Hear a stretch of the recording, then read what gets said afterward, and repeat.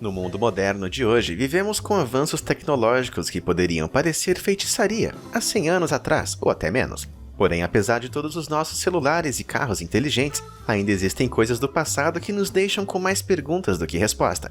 Vamos dar uma olhada em algumas das tecnologias incríveis do passado que ainda não podemos replicar. Navegação por ondas. A tecnologia nem sempre consistia em telas sensíveis ao toque, botões e LEDs.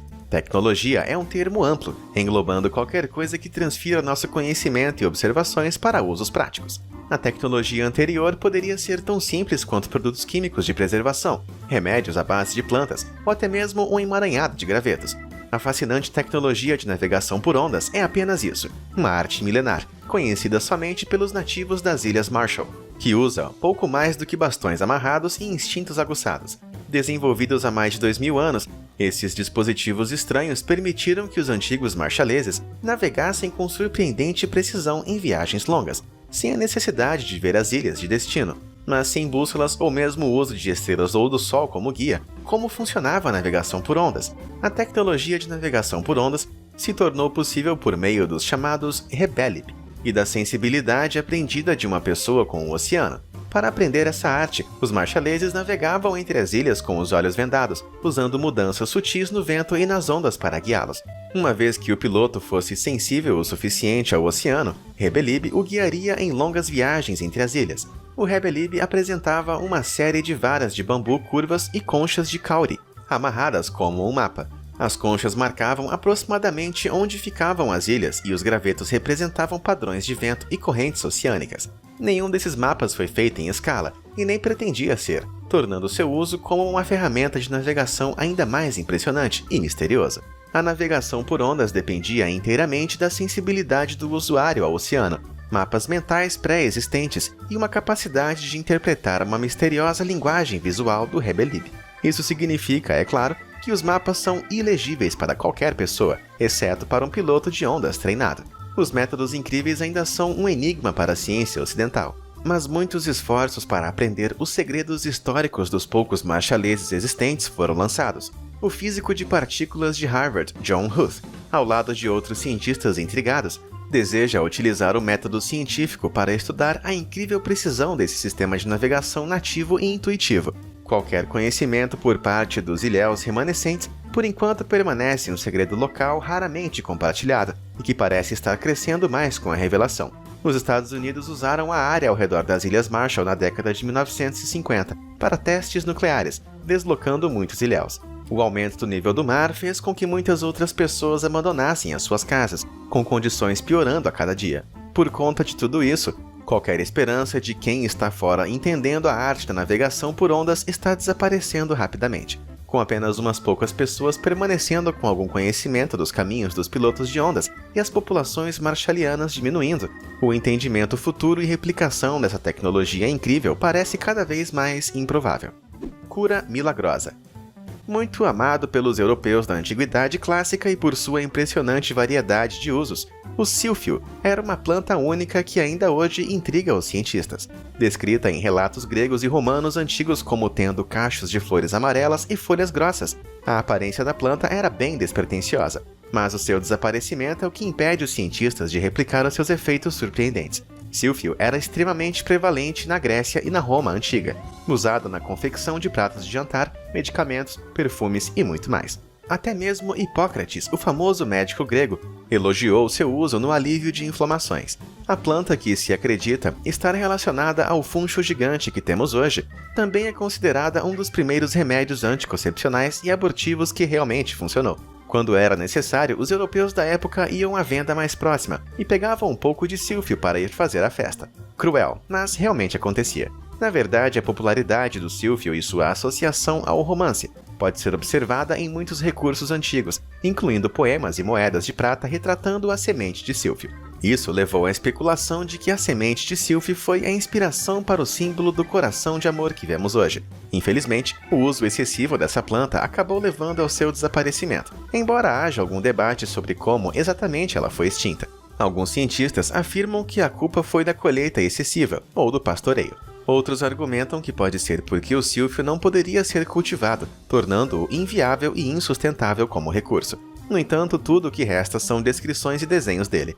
Hoje temos acesso mais amplo ao controle de natalidade, mas muito poucos deles são de natureza à base de ervas. Um controle de natalidade natural, como o Silphio, que aparentemente funcionava bem, tinha poucos efeitos colaterais e não mexia seriamente com os hormônios femininos, então poderia facilmente beneficiar a saúde das mulheres hoje. Talvez encontremos uma amostra para clonar no futuro, mas ainda não tivemos essa sorte. Transformando em pedra. 5 anos antes de sua morte, em 1836, um italiano chamado Girolamo Segato descobriu como petrificar animais e corpos humanos. Petrificação é o processo pelo qual os materiais orgânicos que constituem os seres vivos são substituídos por minerais, transformando a matéria orgânica em fóssil. Embora isso possa levar milhões de anos para ocorrer naturalmente, o processo de petrificação de Segato é a única técnica conhecida para petrificar artificialmente e rapidamente os corpos humanos.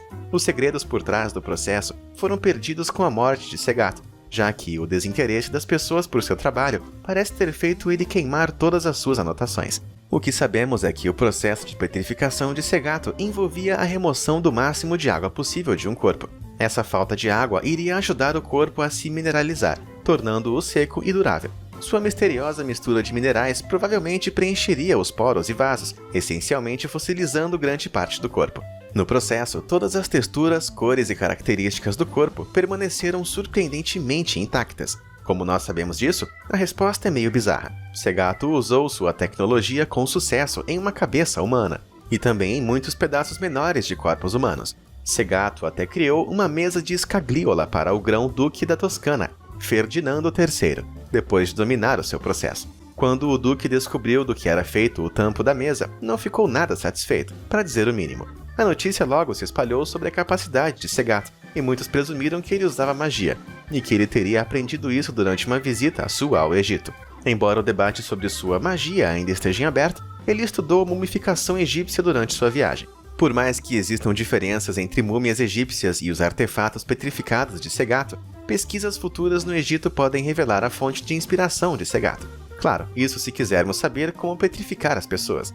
As pessoas na época estavam enojadas e, sendo assim, Segato não foi reconhecido por seus avanços tecnológicos e científicos. Será que foi melhor mesmo que essa técnica se perdesse no tempo? Conta pra gente o que você acha nos comentários. Nanotecnologia antiga. A Taça de Licurgus é uma peça fascinante da arte romana do século IV d.C., conhecida por sua capacidade incomum de mudança de cor.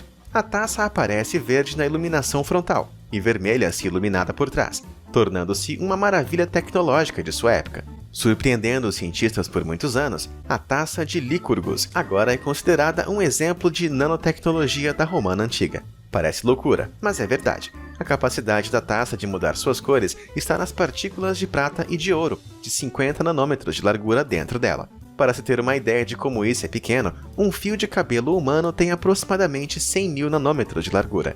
É incerto se as partículas foram de alguma forma trituradas e adicionadas à mistura de vidro, adicionadas acidentalmente como resíduos em ferramentas ou algo completamente diferente. É um mistério que ainda não foi resolvido. Acidente ou não, existe alguma ciência sofisticada em jogo no efeito hipnotizante da xícara. Quando a luz atinge as partículas no copo, parte dela é absorvida, enquanto parte dela é refletida. O ângulo em que a luz atinge a xícara muda a proporção entre esses dois fatores, alternando os comprimentos de onda da luz que a atravessa. Isso faz com que a cor do copo mude, dependendo da posição da fonte da luz. Apesar de nossos avanços modernos em nanotecnologia, ainda não podemos replicar essa taça romana enigmática. Poderíamos, hipoteticamente, criar versões semelhantes, usando métodos modernos, mas não seria fácil, e certamente não seria o mesmo de que usar o método romano original que a gente nem sabe qual é. Mas aposto que se você pudesse fazer uma réplica parecida, eu ainda beberia vinho dela, e fingiria ser o imperador até ser expulso do museu. De novo. Música dos deuses. No final dos anos 1600, o artesão italiano Antonio Stradivari construiu violinos que ainda hoje encantam os músicos. Seu tom e perfeição são tão valorizados que eles vendem por dezenas de milhões nos leilões, alcançando até 16 bilhões em 2011. Muitos músicos afirmam que esses violinos são superiores a qualquer instrumento moderno, e que nenhuma tentativa pode reproduzir as peças de Stradivari. Devido a isso, há muita especulação sobre o que torna o Stradivari tão tecnologicamente superior. Cientistas da Universidade de Colômbia sugerem que o clima durante o século XVII pode ser responsável pelo tom de Stradivari. O clima notavelmente mais frio durante os anos de operação dele resultou em árvores com madeira mais espessa. Os defensores argumentam que a fonte acústica dos violinos é um resultado natural dessas temperaturas, tornando a replicação quase impossível sem as condições climáticas perfeitas. Outros discordam, sugerindo que o segredo está no tratamento químico da madeira, ou um verniz secreto, cujas receitas eram conhecidas apenas por Stradivari. Outra explicação popular defende que as diferenças mínimas nas formas dos violinos Stradivari desempenham um papel na diferença sonora. Uma forma alternada e sua estrutura das placas frontal e traseira podem ser o segredo de Stradivari. No entanto, as recriações de medida por medida ainda não oferecem o mesmo som. Seja por uma questão de especialistas em instrumentos ouvirem uma diferença que realmente não existe, ou alguma fórmula química ou geométrica secreta, a replicação de um Stradivarius não parece provável em um futuro próximo. A prova de estilhaçamento. Nossa consciência dessa tecnologia enigmática vem das obras históricas de um antigo estudioso chamado Isidoro de Sevilha, além dos relatos de Plínio, o Velho, Cássio Dio e Petrônio. Segundo Isodoro, durante o reinado do imperador Tibério, um artesão anônimo inventou um tipo único de vidro. Supostamente, esse vidro era flexível e não se quebraria caso caísse. O artesão apresentou sua invenção a Petrônio, na forma de uma tigela de vidro, e a jogou no chão diante do imperador. O vidro atingiu o chão, mas não se quebrou. O artesão então pegou um martelo e bateu na marca recém-formada no vidro, devolvendo-o à forma. Petrônio então executou rapidamente o artesão, temendo que esse novo material desestabilizasse o valor do ouro e da prata. De acordo com aqueles historiadores antigos, ele apagou sua existência inteiramente. Nos últimos anos, o vidro flexível tem sido muito procurado para outros tipos de dispositivos tecnológicos. Empresas como a Corning até tiveram sucesso, criando folhas finas de vidro flexível, conhecidas como vidro de salgueiro. Apesar disso, ainda não reproduzimos inteiramente a lenda romana. Ainda precisamos criar um vidro que possa ser moldado com um martelo ou espesso o suficiente para funcionar como uma tigela. Se essa história for verdadeira, o inventor pode ter criado um material que nem mesmo a tecnologia moderna pode igualar totalmente. Alternativamente, ele pode ter inventado uma forma inicial de plástico. Seja qual for o caso, provavelmente nunca vamos saber, pois os artefatos de vidro romanos que temos até hoje ainda quebram normalmente se caírem no chão. Sinos e baterias.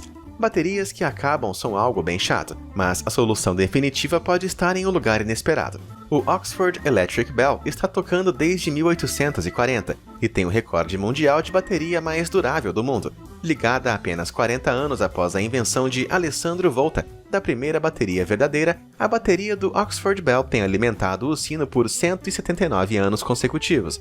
É um mecanismo relativamente simples, usando a força eletrostática alternada para empurrar uma bola de metal para frente e para trás entre dois sinos. Os cientistas e pesquisadores estão fascinados por essa bateria, mas infelizmente não podem dar uma olhada por dentro. Abri-la encerraria o experimento, e os pesquisadores estão ansiosos para ver quanto tempo vai durar antes de poderem abrir tudo. No entanto, eles sabem que se trata de uma bateria de pilha seca. Esse tipo de bateria apresenta vários materiais como prata, enxofre e zinco em camadas, um sobre o outro, para produzir uma corrente elétrica. O mistério reside exatamente em quais metais a firma de fabricação de instrumentos, Watkin & Hill, escolheu para essa pilha seca em particular quando a construiu. Sabemos que o enxofre foi usado como revestimento externo, mas isso é tudo. Apesar dos avanços científicos de hoje, nenhuma de nossas baterias chega nem perto da campainha de Oxford. Já foram mais de 10 bilhões de badaladas nesse tempo todo, mais ou menos a mesma quantidade de vezes que eu aperto o botão de soneca no despertador, todo dia de manhã.